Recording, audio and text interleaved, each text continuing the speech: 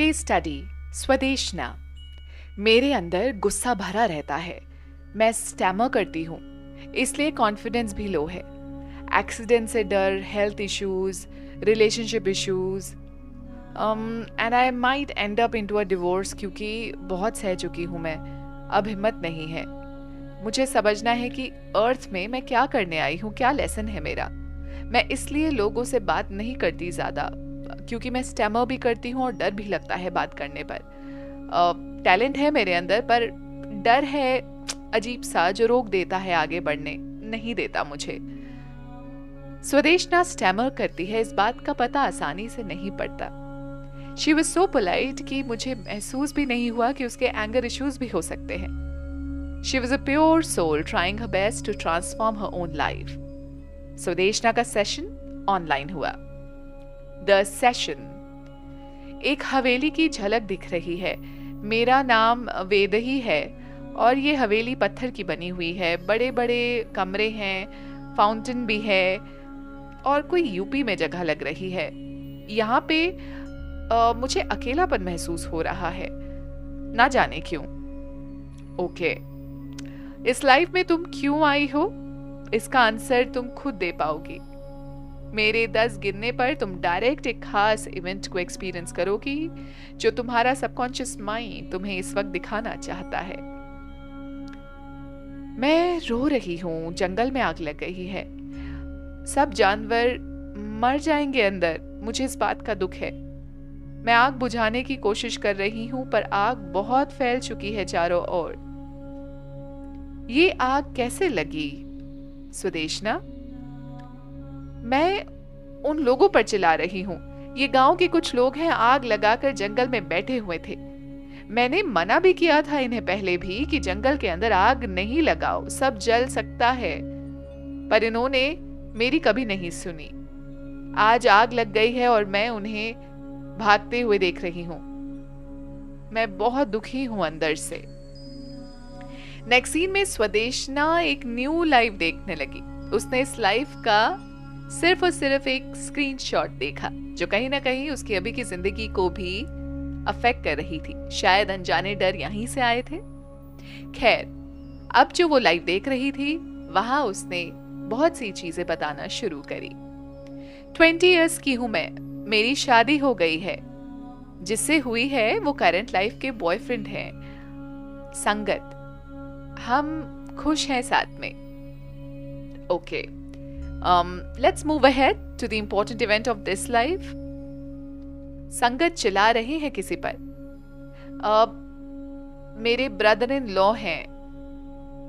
Okay, किस बात पर झगड़ा हो रहा है?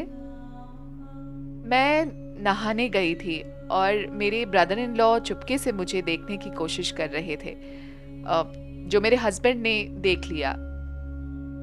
लड़ाई इसी बात पर हुई और अब वो एक दूसरे को जान से मारने पर उतारू हो चुके हैं, दोनों भाई। मैं भाग रही हूँ, नदी में डूबना चाहती थी। मैं सुसाइड करना चाहती हूँ, क्योंकि मेरी वजह से ये सब हो रहा है। एक दूसरे को मार ही देंगे ये लोग।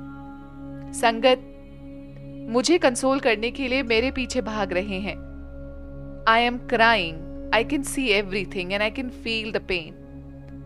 ब्रदर इन लॉ जो दिख रहे हैं वो मेरे करंट लाइफ के हस्बैंड हैं, Rishi, and I can feel strongly. वो बोल रहे हैं कि वो मुझे हमेशा से चाहते थे। अगर ये मेरी नहीं है तो किसी की भी नहीं होने दूंगा मैं, संगम को बोल रहे हैं।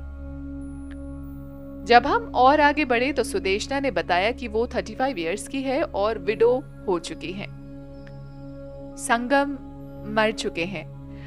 उस दिन उन्होंने जो खाना खाया उसमें कुछ किसी ने मिलाया था। मेरी मदर इन लॉ ने मुझे मरवाने के लिए वो खाना दिया था, पर इन्होंने खा लिया। मैं कुछ लेने उठी थी, उस बीच में मेरी प्लेट से ये खाने लग गए खाना। मेरी मदर इन लॉ चिल्ला रही है मुझ पर कि तेरी वजह से मेरे बेटे खुश नहीं हैं। ब्रदर इन लॉ खुश है मेरी दुख को देखकर, क्योंकि मैं अकेली पड़ चुकी हूं और इनको अपने भाई से भी कोई लगाव नहीं। मैं रो रो कर चीखती रही, चिल्लाती रही कि मैंने कुछ नहीं किया, मुझे तो मालूम ही नहीं ये सब क्यों हुआ और कैसे हुआ। इतना चिल्ला रही हूँ कि मेरी थ्रोट और नेक बहुत बुरी तरह से दर्द कर रहे हैं, गला बैठ रहा है।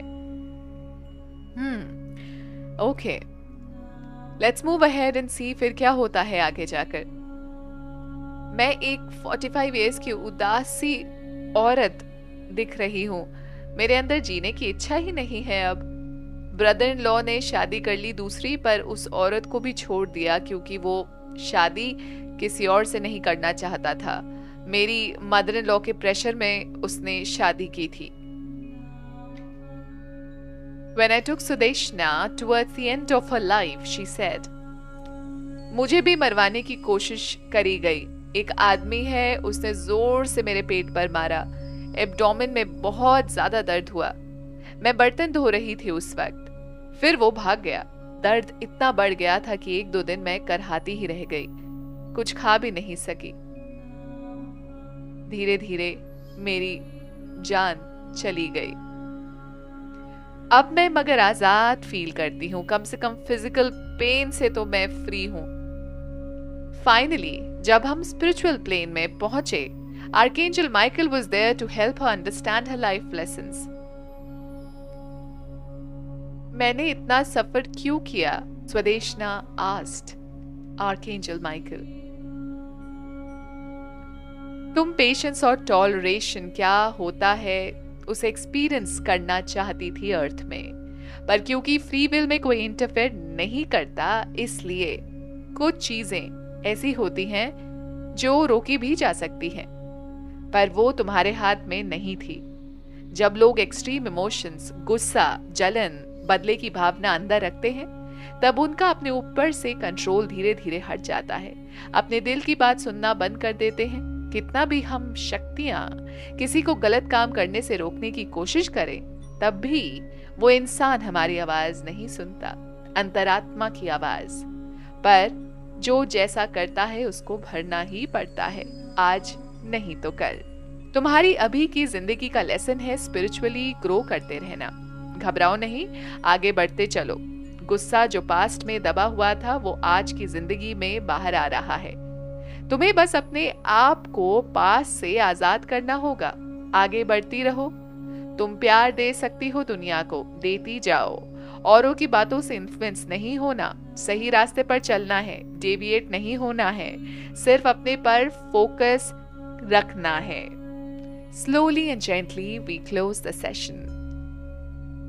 अगर हम बात करें स्टैमरिंग की, तो वो पास लाइफ में अगर हम उस सीन में जाते हैं जहाँ पे वो एक्सप्रेस नहीं कर पाती थी अपनी इमोशंस, और एक टाइम तो ऐसा भी आया था स्पेसिफिकली जब उसके हस्बैंड की डेथ हुई, स्वदेशना की हस्बैंड की डेथ हुई, तब उसका गला बैठ गया था। वो चिल्लाती रही, चीखती रही, अपने आप को जस्टिफाई करती रही कि कोई उसकी बात नहीं सुन रहा, कोई उसकी बात नहीं मानेगा। उसको ऐसा फील होता था, मैंने कुछ नहीं किया, मैंने अपने पति को नहीं मारा, मैंने 2 भाइयों को अलग नहीं किया।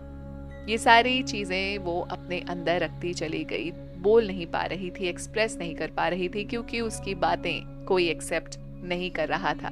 यही हम चीज़ें सबकॉन्शियसली कैरी फॉरवर्ड कर लेके आते हैं, और कई बार हमारा थ्रोट चक्रा ब्लॉक हो जाता है, हम अपनी बातें अच्छे से नहीं कह पाते। वो डर, एंजाइटी पास्ट की, वो हेल्पलेसनेस पास्ट का हम करंट लाइफ में ले आते हैं। श्रेया को फाइब्रॉइड्स की प्रॉब्लम भी थी। अगर हम फिर से बात करें फिजिकली या एनर्जेटिकली वो चीज़ें कैसे लेके आई है, तो फाइब्रॉइड्स उसका लोअर एब्डोमेन में है। और अगर हम बात करें उस दर्द की जो उसने कैरी फॉरवर्ड किया है, उस वक्त को जब उसको स्टमक पे बहुत ज़्यादा हिट करा गया, जिस आदमी ने उसको मारा था, वो दर्द वहाँ का इस लाइफ में भी आया है फाइब्रॉइड बन के, जो धीरे धीरे definitely with medication and with her positivity ठीक हो सकता है। स्वदेशना एक भोली पर्सनालिटी की थी। वो बस जस्टिफाई ही करती रह गई अपनी पास्ट लाइफ में।